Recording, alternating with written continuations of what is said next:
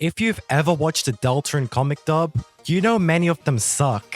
Either from immersion-breaking writing from the comic itself, or just bad voice acting.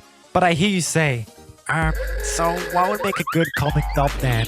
I'm glad you asked, because that's exactly what I'm gonna be showing you today. Hopefully convincing you guys to raise your standards a bit for the type of stuff you enjoy. I'm sure a lot of you were the same as me after the ending of Chapter 4. Even though I played through hours of story-rich, world-building, and challenging gameplay, I was still starving for more. And I tried to satisfy that part of my soul with something from the fandom of quality. But instead, I got slop. Again. I did it. Bro, what are these voices and again? Nah, man, this is some dog I found. Oh my gosh! You might think I'm being too harsh on these comic dubs, that they aren't that bad, but no! You know how much hearing Rousey's soft, caring voice means to me? You know how long I've been looking for a piece of Deltarune fan media that's actually good? It's been since 2018. So I said enough is enough, and out of the kindness of my own heart, decided to become the shining knight in armor that this fandom actually needs. By finally fixing Deltarune comic dubs once and for all. First problem starts with the voice acting. Just listen to this and tell me if anything jumps out to you. No, I did it. What? You did it? With a knife. When I was younger. Why? Doesn't it hurt slashing yourself? It does. You're so sweet, Susie. If you didn't catch it already, it's the voices. You seriously cannot tell me in any universe that these two sound remotely like how they look. Kris sounds like Moist Critical, and for what? It's not like he's gonna ever see this video and react to it. That's the problem with these comic dubs on YouTube. None of them really feel like they're made for actual fans of the game, like me, a hardened, true veteran of Toby's work. And to see Toby's work get desecrated to this degree fills me with such an indescribable soylent rage. I did it. Bro, what are these voices? You can go through literally every single DeviantArt and all of them would have better voices for Kris than whatever that is. The speech bubbles, if they weren't black, if like they weren't different colors, I wouldn't know who's actually speaking because they do not connect at all. Why? Curiosity, Anger, boredom, fear, anxiety, frustration. Doesn't it like... And bro, they're doing that thing again, like that cliche, where it'll be like the voices, the schizophrenic voices coming in. I honestly don't see where that comes from. Like, Kris is edgy, but they're not this edgy. So this brings me back to my main question of, who are these comic dubs really made for? And I think I can answer that if we look at the writing for these new-gen comics. Writing is honestly the main reason why most of these dubs fall flat. And you would be flabbergasted at how many authors treat it as an afterthought. For example, if we look at the egregiously titled comic, Kris's Bark, we can see firsthand what happens when an author relies purely on weird fandom rumors and their own shoddy writing. Why are you holding Kris like that? Kris? Nah, man, this is some dog I found. Oh my gosh! I'm noticing a trend in Deltarune comic dubs, or comics specifically. They just really destroy Kris in their writing. They just diminish Kris to being some kind of pet, some kind of dog, when instead they're meant to be some kind of evil, mysterious, scary person. Why on earth is Susie saying Kris is a dog? Could they not have taken this entire thing with any more respect? Okay. Now I know what you're gonna say. Toby used very specific doggy imagery for Kris throughout the chapters. But no he didn't. Or at least, didn't want to.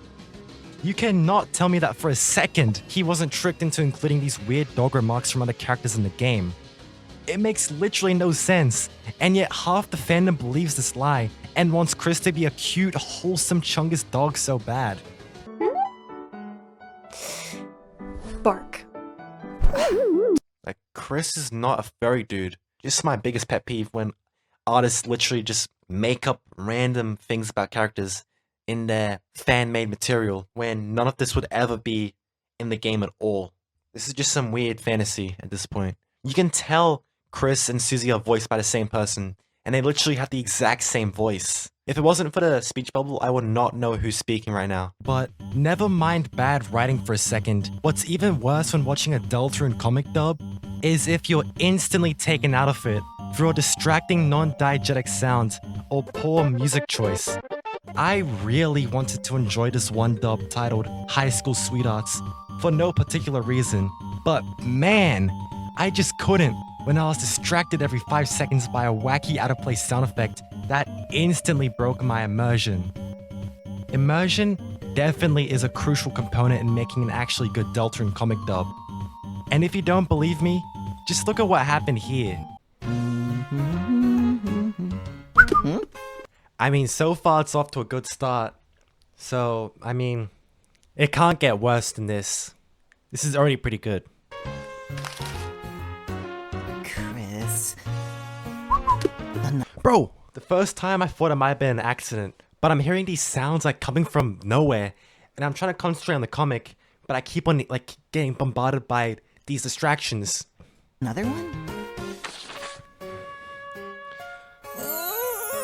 Like these authors think they own the comics or something because they keep on adding their own twists, adding things they want. Like, your job is just to dub and read what's on screen.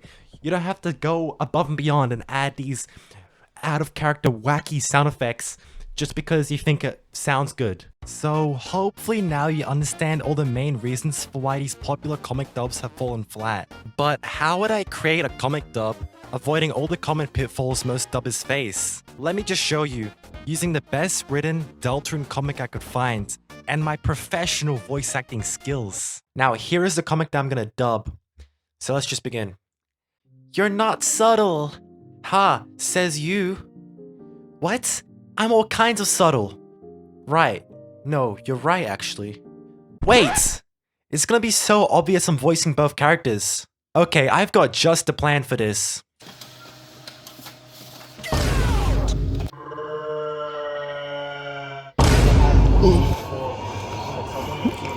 Okay, I'm gonna spare you guys from my cameraman's weird mouth ASMR for a second and just explain what happened. So basically, we went out in public and tried to find people to read the Krause comic for the video, and we actually found someone that was willing to do it after I explained to him that's like for some school assignment or whatever. And unfortunately, my mic did not pick up anything. It's the thing I have in my pocket, the phone. So you're gonna have to deal with the background noise, but that's it. Back to the video. Yeah, okay. Is it like now or? Are you busy? No, I'm free. Yeah, right now. It's just Okay. 1 minute of time. Yeah. He's just recording, so I can send him my Really, nigga? Sure, no problem. I'll read one part, you can read one part. So, ha, says you. You're not subtle. Oh, Right. wait, sorry. It's like. I get it now. Right, no. Right, no, you're right actually. What? I'm all kinds of subtle. Like the apple thing, that was really subtle. Yes. Well, you constantly blushing whenever I'm 3 feet of you. Could mean anything. Stop. I thank you. Thanks. And there you have it. I just fixed Deltarune Comic Dubs. No need to thank me, I know I make it look easy. But you know something that isn't easy? Being stuck developing a FNAF fan game for 10 years. Click the video above to learn more. And trust me, it isn't about laziness or wasting time. The real answer goes much deeper than you think.